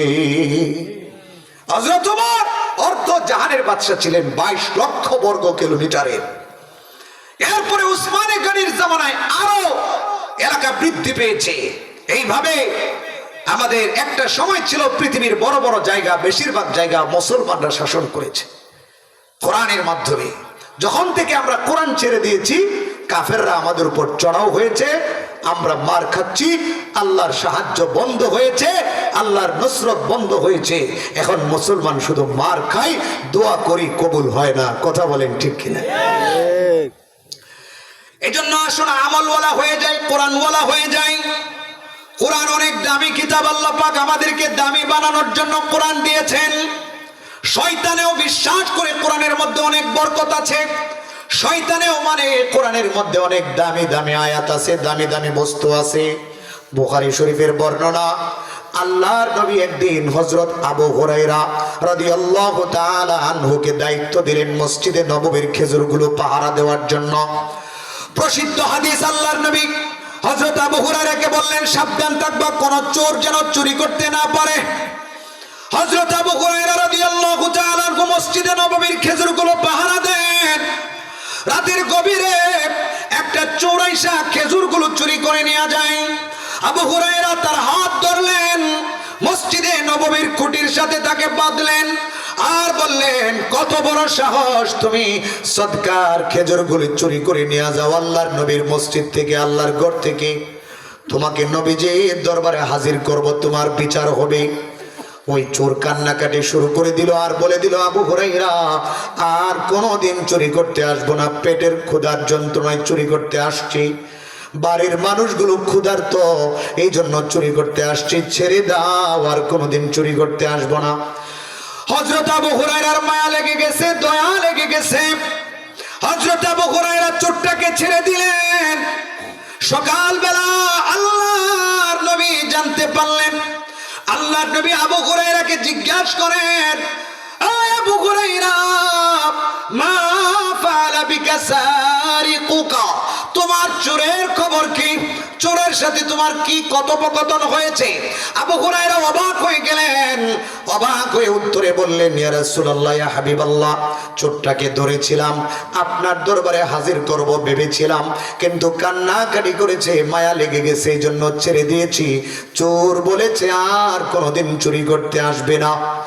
আল্লাহর নবী ডাক দেয়া বলে, চোর মিথ্যা কথা বলেছে, আজকেও দেখবা চুরি করার জন্য আসবে। আবু হুরায়রা রাদিয়াল্লাহু তাআলা আনহু মনে মনে বলেন, আমার তো ধারণা ছিল চোর চুরি করতে আসবে না, কিন্তু আল্লাহর নবী যেহেতু বলেছেন চুরি করার জন্য আসবে, তাহলে অবশ্যই আসবে। এবার রাত্রিবেলা আবু হুরায়রা পাহারা দেওয়া শুরু করলেন। রাত যখন গভীর হয়ে গেল, গতকালকের সেই চোরটা আবার চুরি করার জন্য আসলো। আবু হুরায়রা আজকেও তাকে ধরে ফেললেন, মসজিদে নববীর কোটের সাথে তাকে বাঁধলেন, আর বললেন, গতকালকে না নিষেধ করেছিলাম আসবা না, তুমি বলেছিলে আসবা না, আজকে আবার আসছো, তোমাকে আর ছাড়া হবে না, আল্লাহর নবীর দরবারে তোমাকে উপস্থিত করব। আজকে চোরটা আবার বেশি কান্নাকাটি শুরু করে। বেশি অনুনয় বিনয় শুরু করে। আবু হুরায়রার মনের মধ্যে মায়া লেগে যায়, দয়ালু মানুষ। আবু হুরায়রা ছেড়ে দিলেন। সকালবেলা আল্লাহর নবী সেম প্রশ্ন করে, এই আবু হুরায়রা, তোমার চোরের খবর কি? আবু হুরায়রা বলে, ইয়া রাসূলুল্লাহ, আজকেও এসেছিল, ছেড়ে দিলাম, কিন্তু ওয়াদা করেছে আর কোনোদিন আসবে না। আল্লাহর নবী বলেন, মিথ্যা বলেছে। যদি বিশ্বাস না হয় দেখবা আজকেও সে চুরি করার জন্য আসবে। হযরত আবু হুরায়রা বলে, তাহলে আজকে যে ধরবো আর ছাড়বো না। রাত্রিবেলা ঠিকই আবু হুরায়রা অপেক্ষায় রইলেন। হঠাৎ তাকে দেখেন এই চোরটা, গতকালকের চোরটা, পরশু দিনের চোরটা আবার চুরি করার জন্য আসছে, পুরাতন চোর। আবু হুরায়রা ধরলেন আর বললেন, কত বড় সাহস, একদিন, 2 দিন, 3 দিন পর্যন্ত তুমি একই কথা বলে বলে চুরি করতেছ, আজকে আর তোমাকে ছাড়া হবে না। চোর কান্নাকাটি করে আবু হুরায়রা বলেন, না না, ছাড়বো না। চোর বলে, শেষবারের মতো বলছি ছেড়ে দাও। আবু হুরায়রা বলে, আমিও শেষবারের মতো বলছি তোমারে ছাড়বো না। 1 দিন, 2 দিন, 3 দিন মাফ করা যায় না, তোমাকে নবীজির দরবারে হাজির করে বিচারের মুখোমুখি করব। মুসলমান বাবাজিরা, আমার যুবক ভাইয়েরা, পর্দার অঞ্চলের মা বোনেরা, খেয়াল করে শুনবেন। এবার ওই চোর ডাক দেয়া বলে, আবু হুরায়রা, তুমি যদি আমাকে ছেড়ে দাও, আমি তোমাকে এমন একটা ইলম শিক্ষা দিব, এমন একটা জ্ঞান শিক্ষা দিব, যেই জ্ঞান তোমার ভিতরে নাই। আমি তোমাকে অজানা একটা ইলম শিক্ষা দিব। আবু হুরায়রা তো ইলমের পাগল, আবু হুরায়রা তো জ্ঞানের পাগল। আবু হুরায়রা দুর্বল হয়ে গেলেন। আবু হুরায়রা ডাক দেয়া বলে, কি এমন জ্ঞান তুমি শিক্ষা দিবা? ওই চোর ডাক দেয়া বলে, আবু হুরায়রা, আমি তোমাকে কোরআনুল কারীমের আয়াতুল কুরসির জ্ঞান শিক্ষা দিব। বলুন সুবহানাল্লাহ। হযরত আবু হুরায়রা চোরের কাছ থেকে কোরআনের জ্ঞান নাই। হতভাগা মুসলমান আমরা জ্ঞান কি জিনিস বুঝি না। জ্ঞান শিখার জন্য বয়স তালাশ করে, ছোটবেলা কোরআন শিখতে পারে নাই, জ্ঞান শিখতে পারে নাই। বড় হয়ে ইমামের কাছে যাবে, লজ্জা পায়। বড় হয়ে হুজুরের কাছে যাবে, লজ্জা পায়। আরে তোমার এই লজ্জা, আমার এই লজ্জা, কাল কিয়ামতের ময়দানে আল্লাহর পাকড়াও থেকে বাঁচাতে পারবে না। কথা বলেন ঠিক কি না? আল্লাহ বলবে, এই যুবক, এই মুসলমান, আমি তোকে বিবেক দিয়েছিলাম, বুদ্ধি দিয়েছিলাম, আমি আল্লাহ তোকে মেধা দিয়েছিলাম, আমি আল্লাহ তোকে জ্ঞান দিয়েছিলাম। ইংরেজি শিখতে পেরেছিলে, গণিত শিখতে পেরেছিলে, ডক্টর হয়েছিলে, ডাক্তার হয়েছিলে, ইঞ্জিনিয়ার হয়েছিলে, প্রফেসর হয়েছিলে, বড় বড় সরকারি চাকরির জন্য দুনিয়ার সব শিক্ষা শেষ করেছিলে, দেশেও শিখেছিলে, বিদেশেও শিক্ষা গ্রহণ করেছিলে, কিন্তু আমি আল্লাহর কোরআনটাকে কেন শিখলি না? আল্লাহ যখন ধরবেন তখন উত্তর দেওয়ার মতো কোনো উত্তর থাকবে না। কথা বলেন ঠিক কিনা? ইলম শিখতে চায় না। আর হযরত আবু হুরায়রা শয়তান সূরের কাছ থেকে ইলম শিখতে রাজি। এভাবে হযরত আবু হুরায়রা রাদিয়াল্লাহু তাআলা আনহু এত ইলম শিখেছেন। ইলমের জন্য পাগল হতে হয়, ইলমের জন্য পিপাসু হতে হয়। হযরত আবু হুরায়রা রাদিয়াল্লাহু তাআলা আনহু ছিলেন ইলম পিপাসু, কোরআন শিখার জন্য পাগল। এই জন্য ব্যবসা বাণিজ্য করে নাই। হযরত আবু হুরায়রা কৃষি কাজ করে নাই। পেটের মধ্যে পাথর বেঁধে হযরত আবু হুরায়রা কোরআন শিখে, হাদিস শিখে। সাহাবীরা ডাক দিয়া বলে, ভাই আবু হুরায়রা, এত হাদিস কেমনে মুখস্থ করলা? আমরা তো এত হাদিস মুখস্থ করতে পারি নাই। আমরা তো লম্বা সময় যাবত নবীজির সঙ্গে, কিন্তু এত হাদিস মুখস্থ করতে পারি নাই। তুমি পরে মুসলমান হইয়া এত হাদিস কেমনে মুখস্থ করলা? এত জ্ঞান তুমি কেমনে অর্জন করলা? হযরত আবু হুরায়রা ডাক দেয়া বলে, ভাই আনসারী সাহাবীরা, তোমরা যারা আনসারী মদিনার বাসিন্দা, তোমরা তো কৃষি কাজ দেয়া ব্যস্ত ছিলা। আর যারা মক্কা থেকে হিজরত করে মদিনায় আসছো, মুহাজির, তোমরা মুহাজিররা বাজারে ব্যবসা বাণিজ্য নিয়ে ব্যস্ত ছিলা। ফাঁকে ফাঁকে নবীজির কাছে বসতা। আমি আবু হুরায়রা ব্যবসা বাণিজ্য করি নাই, আমি আবু হুরায়রা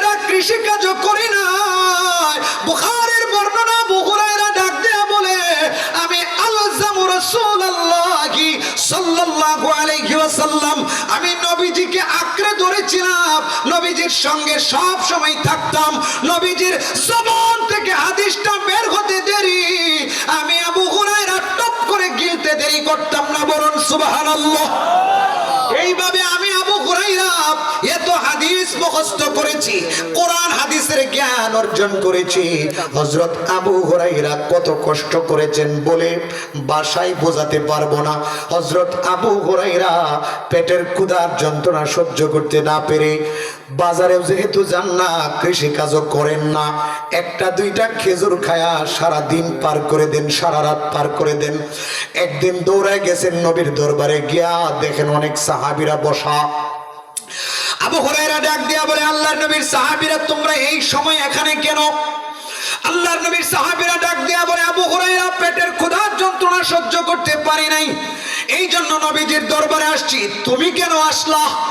আবু হুরায়রা বলে, তোমাদের যেই কারণ আমার কারণটাও সেম, আমিও পেটের ক্ষুধার যন্ত্রণা সহ্য করতে পারি নাই, এজন্য নবীজির দরবারে আসলাম একটু খাবার তালাশ করে।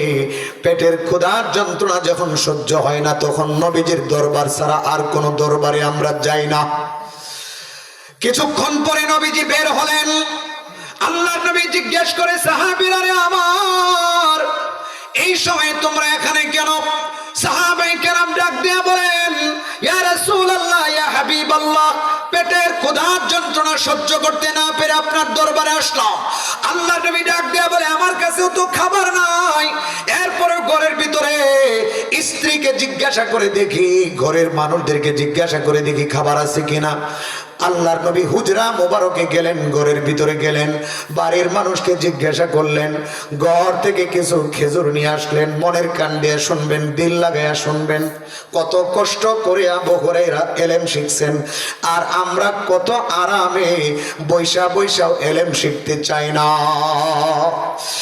আল্লাহ নবী কিছু খেজুর নিয়ে আইসা সাহাবীদেরকে দুইটা করে খেজুর দিলেন, আবু হুরায়রা কেউ দুইটা খেজুর দিলেন, আর বললেন, সাহাবীরা রে আমার, আমি নবী ভালো করে জানি এই দুইটা খেজুর তোমাদের পেট ভরবে না, এরপরেও দুইটা খেজুর ছাড়া আমি তোমাদেরকে আর কোনো খাবার দিতে পারছি না, আমার ঘরেও খাবার নাই।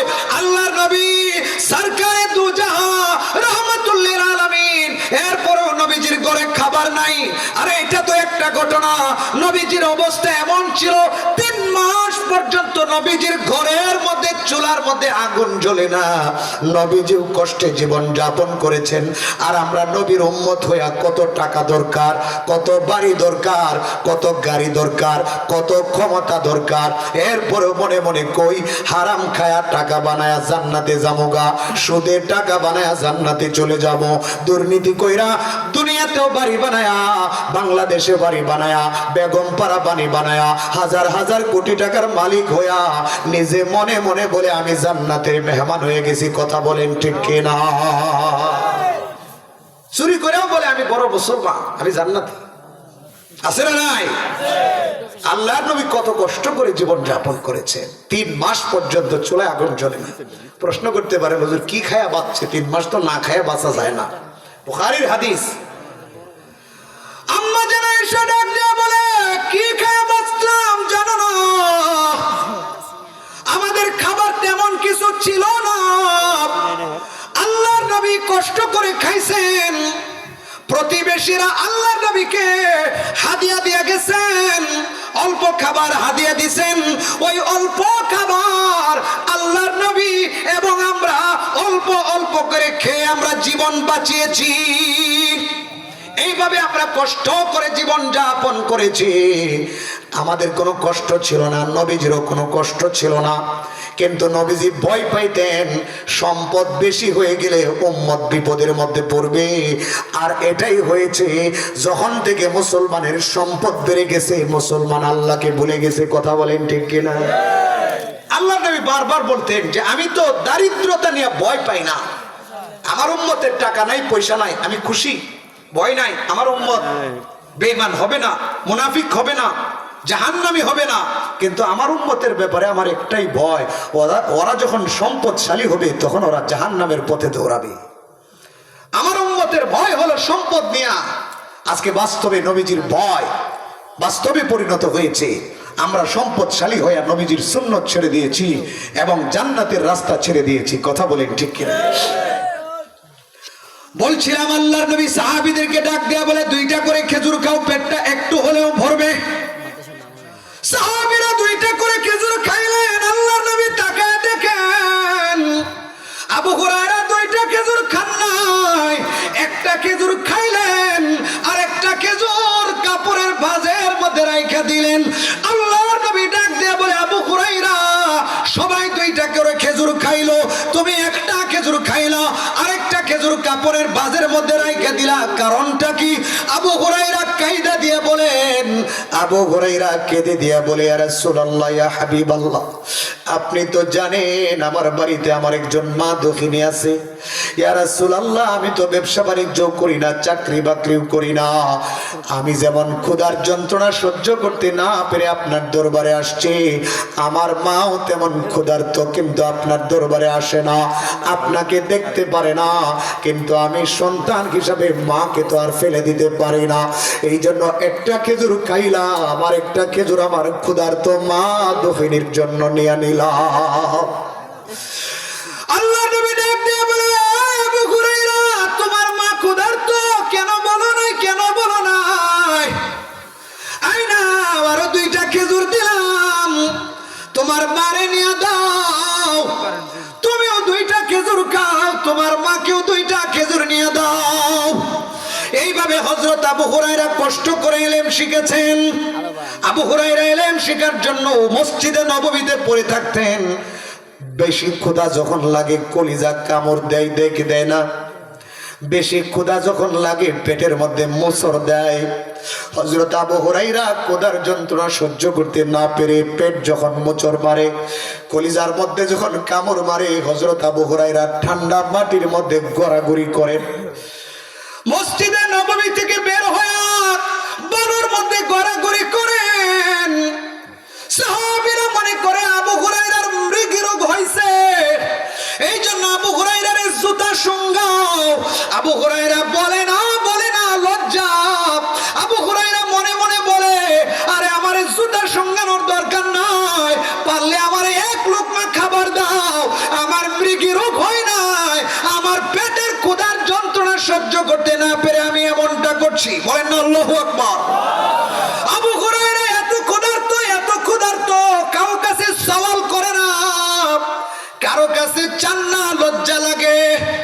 হযরত উমর যখন বের হলেন, হযরত আবু হুরায়রা পেটের ক্ষুধার যন্ত্রণা সহ্য করতে না পেরে মনে মনে ভাবলেন, ওমরকে একটা সালাম দেয়া দেখি, ওমর যদি আমার ক্ষুধার যন্ত্রণা বুঝতে পারে তাইলে আমারে বাড়িতে নিয়ে 2 লাখ অল্প খাবার দিবে। সালাম দিলেন। হযরত ওমর বুঝতে পারেন নাই, সালামের উত্তর নিয়ে চলে গেলেন। কিছুক্ষণ পরে আবু বকর আসলেন। হযরত আবু হুরায়রা বলে, আবু বকর তো নরম দিলওয়ালা, আবু বকর একটু সালাম দেই, কোরআনের একটু আয়াত শোনাই। আবু বকর যদি আমার চেহারা দেখে বুঝতে পারে আমার ক্ষুধার যন্ত্রণাটা, তাহলে একটু খাবার দিবে, চাইমো কেমনে লজ্জা লাগে। হযরত আবু হুরায়রা আবু বকরকে সালাম দিলেন, কোরআনের কিছু আয়াত শোনালেন। আবু বকর কৃতজ্ঞতা জ্ঞাপন করে সালামের উত্তর নিয়ে চলে গেলেন।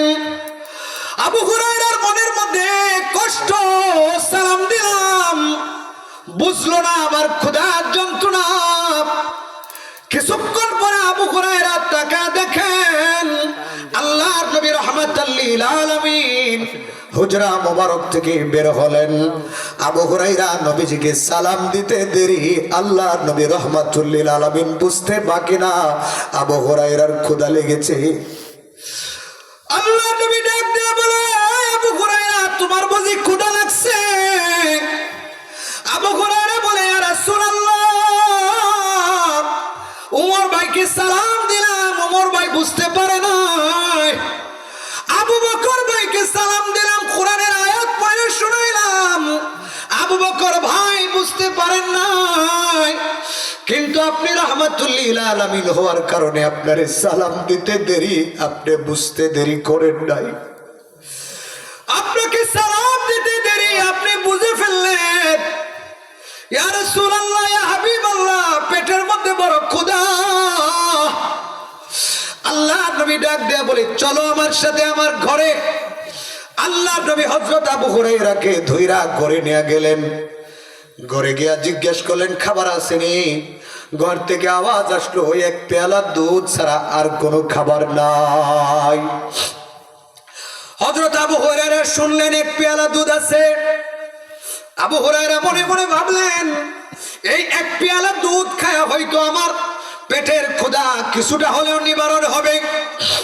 কিন্তু আল্লাহ নবী ডাক দেয়া বলে, আবু হুরায়রা তুমি যেমন ক্ষুধার্ত, আমার মন বলছে মসজিদে নববীর মধ্যে আরো ছাত্র আছে, মসজিদের ভিতরে কোরআনের আরো কিছু পাখি আছে, ওরাও হয়তো ক্ষুধার্ত, ওদেরকেও ডাক দিয়ে নিয়ে আসো, সবাই মিলে এক পেয়ালা দুধ পান করব। আবু হুরায়রা মনে মনে ভাবেন এক পেয়ালা দুধ আমি খাইলেই তো আমার পেট ভালো করে ভরবে না।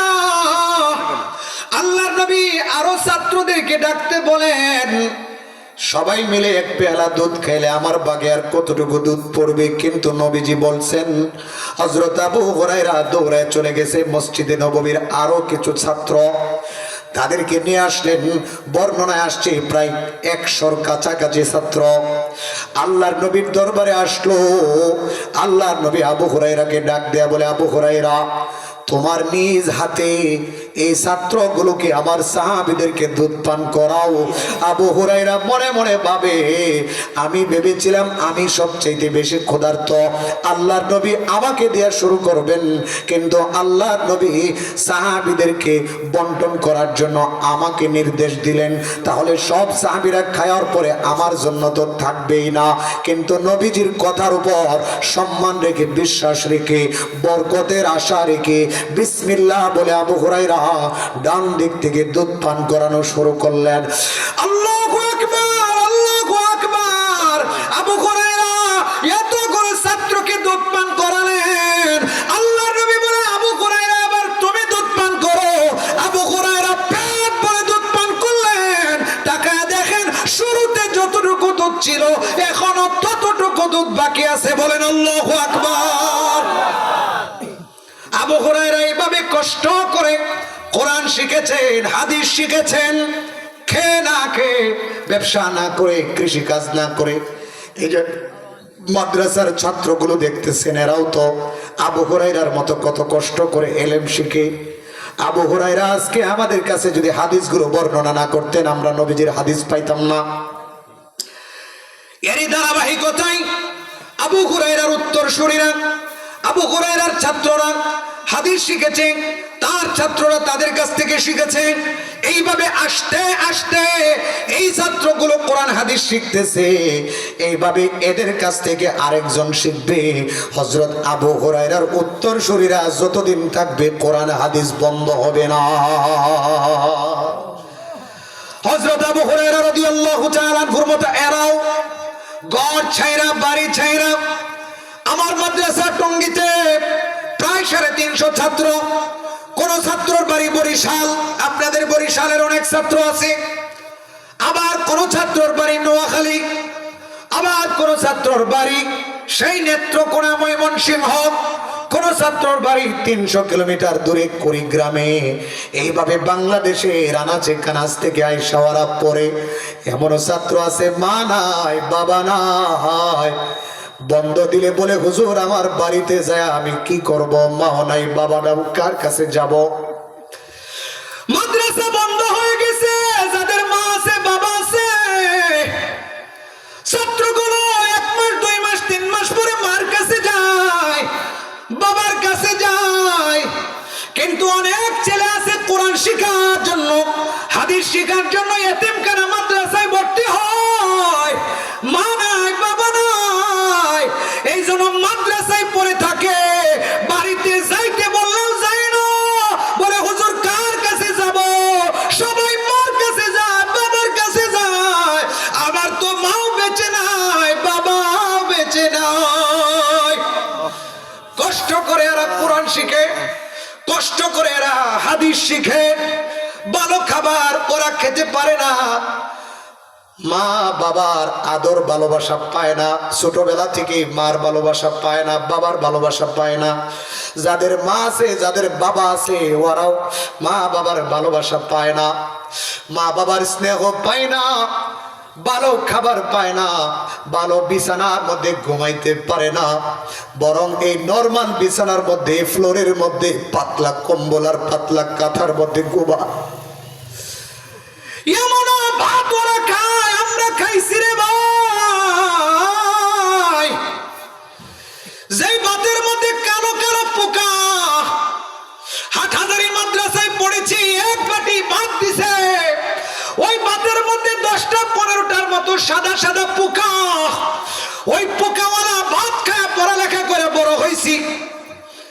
এখন অনেক মাদ্রাসার মধ্যে মোটা মোটা ভাত খাওয়া যায় না, ভালো তরকারি নাই, মাছ নাই, গোশত নাই। মা বাবা মাছ গোশত দিয়া খায়, আর তার কলিজার টুকরা সন্তানটা নিরামিষ তরকারি খায়। এখন তো আমরা বড় লোক হয়ে গেছি, ভালো খাবার খাই, বাসার মধ্যে খাবার খাই। মাঝে মধ্যে মাদ্রাসার তরকারি নিয়ে যখন বসি, এমনও দিন গেছে মাদ্রাসার ভাত আর মাদ্রাসার নিরামিষ তরকারি যখন মুখের মধ্যে দিছি, গলা দিয়া নামে না, চোখ দিয়া টপ টপ করে পানি বের হয়ে গেছে। যে খাবার আমরা খেতে পারি না, এই খাবারগুলো আমাদের কলিজার টুকরা ছাত্ররা কেমনে খায়া লেখাপড়া করে। ওরা এই কষ্ট করে লেখাপড়া করে হাদিসগুলোকে শিখে দিন জিন্দা করে রেখেছে। এই আবু হুরায়রার উত্তরসূরিরা যতদিন থাকবে, এই মাদ্রাসাগুলো যতদিন থাকবে, ততদিন পর্যন্ত মসজিদের মিনার হতে শুদ্ধভাবে আজানের ধ্বনি উচ্চারিত হবে। এই মাদ্রাসাগুলো যতদিন থাকবে, এই আলেম ওলামা ছাত্র আবু হুরায়রা রাদিয়াল্লাহু আনহুর উত্তরসূরিরা যতদিন থাকবে, মসজিদের মিম্বরে একজন যোগ্য ইমাম থাকবে। এই আলেম ওলামা মাদ্রাসার ছাত্ররা যতদিন থাকবে, আমার আপনার জানাজার নামাজটা বিশুদ্ধভাবে পড়া হবে। এই আবু হুরায়রা রাদিয়াল্লাহু আনহুর উত্তরসূরিরা যতদিন থাকবে, ততদিন পর্যন্ত আমার আপনার বাচ্চারা হাদিস শিখতে পারবে। এই মাদ্রাসার ছাত্ররা যতদিন থাকবে, আলেম ওলামা যতদিন থাকবে, ততদিন পর্যন্ত আমার বাচ্চার কানের মধ্যে বিশুদ্ধ আজানের আওয়াজ উচ্চারিত হবে। এই মাদ্রাসা মসজিদ যতদিন থাকবে, ততদিন পর্যন্ত হালাল হারামের মধ্যে পার্থক্য থাকবে, শিরক আর ঈমানের মধ্যে পার্থক্য থাকবে। আল্লাহর নবী বলছেন, আলেম থাকবে না, ছাত্র থাকবে না, মাদ্রাসা থাকবে না, পৃথিবীটা ধ্বংস হয়ে যাবে। ইত্তাখাযান নাসু রুউসান জুহালা, মূর্খরা নেতা সাজবে, মুফতি হয়ে ভুল ফতোয়া দিয়া নিজেরাও পথভ্রষ্ট হবে, সমাজের মানুষকেও জাহান্নামী বানাবে। এই জন্য এই মাদ্রাসাগুলোকে কদর করতে হবে, মাদ্রাসার ছাত্রগুলোকে মূল্যায়ন করতে হবে। এরা গরিব দেখা, এরা কষ্ট করে পড়ালেখা করে দেখা এদেরকে অবহেলা করা যাবে না। আর শুধু গরিবের সন্তানকে মাদ্রাসায় দেওয়া, এটা একটা ভুল ধারণা। ধনী মানুষও বরকত অর্জন করার জন্য, কোরআনওয়ালা হওয়ার জন্য মাদ্রাসায় দিতে হবে। কথা বলেন ঠিক কিনা? এখন অনেক বড় লোকের ছেলেরাও মাদ্রাসায় পড়ে, কিন্তু খাবার ওই মাদ্রাসার নরমাল খাবারই খাইতে হয়। মাদ্রাসার মধ্যে মুরগ পোলাও এগুলা চলে না, কষ্ট করতে হয়, কষ্টের মধ্যেই মজা। কথা বলেন ঠিক কিনা?